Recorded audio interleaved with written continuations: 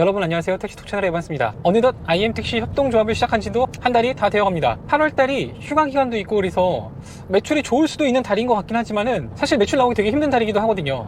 휴가 전후로 돈을 쓰는 사람들도 조금 줄어들게 마련이고 밤에 뭐 회식하는 경우도 좀 줄어들게 되고 실제로 요즘에 한 12시만 지나도 길에 별로 사람이 없어요. 그러다 보니까 자연스럽게 매출도 줄어들고 있는데 9월달에 또 추석도 있잖아요.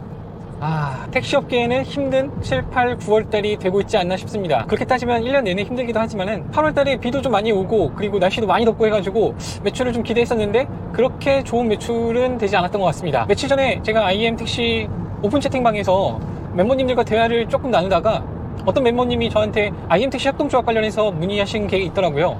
그래서 뭐 요래저래 좀 공부도 해보고 해서 오늘 말씀을 드려보려고 합니다.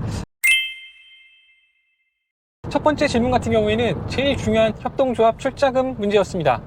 다른 게 아니라 안전하냐는 거죠. IM택시 협동조합 조합원이 되기 위해서는 6천만 원의 출자금을 내고 들어왔다가 나중에 IM택시 협동조합을 탈퇴하게 될 때 그 조합원에 대한 출자금을 반환을 받아야 되는데 과거 협동조합 택시의 문제점이 계속 생각나는 건지 이 출자금에 대한 불안감이 계속 나타나고 있는 듯합니다.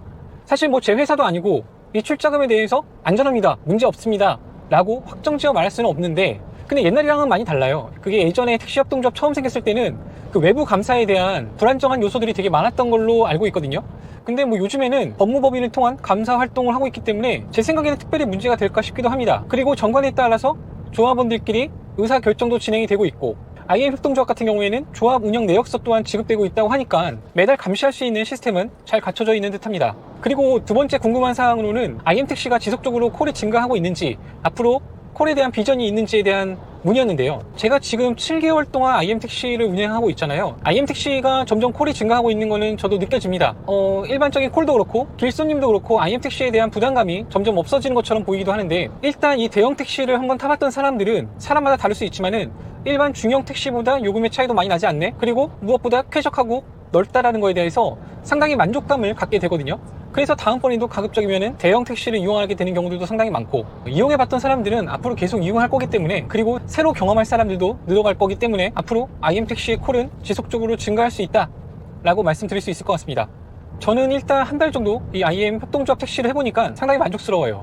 물론 출자금이 조금 낮았으면 하는 바람도 있긴 있는데 요즘 개인 택시 면허 가격이랑 비교해 봤을 때는 뭐 아예 납득이 안 되는 수준은 아닌 것 같고 근무에 대한 자유로움 때문인지 효율도 더 올라가게 되고 저는 개인적으로 협동조합 택시가 앞으로 더욱더 많이 생겼으면 하는 바람이 있습니다. 그래서 택시를 하고자 하는 사람들이 더 좋은 조건에서 근무를 하고 업무에 대한 효율성도 높아지고 이런 것들이 택시 산업을 발전시킬 수 있다고 저는 생각하거든요. 그리고 IM택시를 해보면 알겠지만은 약간 그 IM택시 기사들 간의 끈끈한 뭔가 그 유대감 같은 게 있어요. 뭐 예를 들어서 운전을 하다 보면은 갑자기 콜이 들어와서 좌회전이나 우회전을 하게 되는 상황이 생겨서 끼어들어야 되는 상황도 발생하게 되고 근데 IM택시들 간에는 약간 양보 운전해주는 게 있긴 있어요. 같은 IM택시다 그러면 약간 길도 좀 비켜주고 좀 끼어들기도 좀 양보해주고 이런 게 있어요. 그래서 좋죠. 그리고 IM택시가 두 대가 같이 가고 있다 그러면 한 대는 알아서 이렇게 앞차가 가는 방향에 다른 방향으로 가는 그런 배려도 있습니다. 저는 그런 게 되게 좋더라고요.